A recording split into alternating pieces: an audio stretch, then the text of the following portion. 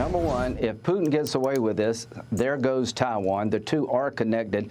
So I'm all in to win it. And you're not going to win this war by bleeding Ukraine dry and giving them weapons they need too late to affect the outcome on the battlefield. So I think if we stop helping Ukraine, the result is going to be a slaughter, followed by we now live in a world where the message will be pretty clear, and that is that if you want to invade a smaller neighbor and take their land, you can do it, and there won't be many consequences for it. Support for Ukraine sparking a new divide in the Republican Party. Republican lawmakers pushing back against potential 2024 contender Ron DeSantis after claiming aid for Ukraine is not a vital national interest. Former House Speaker and Fox News contributor Newt Gingrich is here. I would love to get your take. Let me just show you the New York Post cover today, in which it says DeSantis must show leadership. Sorry, it's a headline, not the cover. DeSantis must show leadership on issues like Ukraine to win the White House. Now, Mr. Speaker, do you think that foreign policy principles matter a lot to voters in the end when they're choosing a president? I think it matters a lot because I think voters have an instinct that the commander-in-chief is central to our being safe. So historically, you can go all the way back to John F. Kennedy, who as a young man had to prove to voters that you could trust him with being president. And I think it's a big deal. But there's a very fundamental argument underway, and it's really two parts. One part is, having lost a 20-year war in Afghanistan, how much do we want to run around the planet not exactly knowing what we're doing and not getting anything done, but losing lives and spending money? And the other part is, as long as Joe Biden is president, why would you trust anything? They're not protecting the American border. I would argue that the southern border with Mexico is far more important to the United States than Ukraine. I have no faith in Biden, whose family has been corrupted by China, when it comes to our biggest competitor, which is China. And now you come to Ukraine. You have a Defense Department which lost $82 billion in equipment to the Taliban. A Defense Department which is now more worried about being woke than it is about being effective. And I think that really undermines the willingness of many Republicans to give them a blank check. I think Speaker McCarthy's line is right. They shouldn't get a blank check.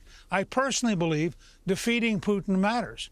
But I also think the current administration has no strategy. They have no ability to defeat Putin. And the free societies don't fight long wars well.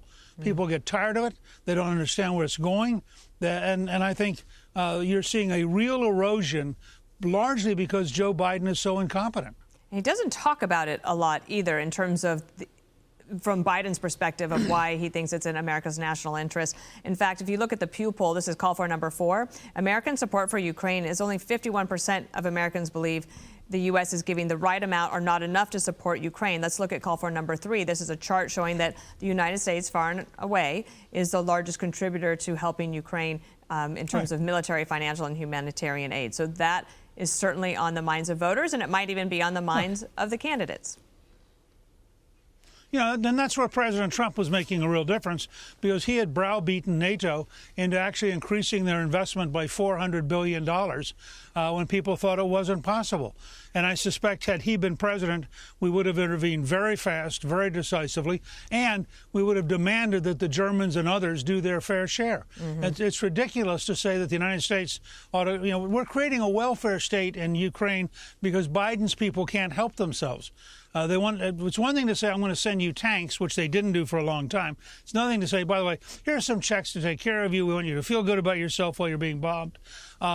This administration is stunningly incompetent, and that has real-world consequences. So many of these potential Republican candidates and some declared candidates on the Republican side have been going to Iowa for that early contest. But Vice President Kamala Harris, she is going to be going there tomorrow. She's going to focus on reproductive rights. That will be the issue that she's focused on.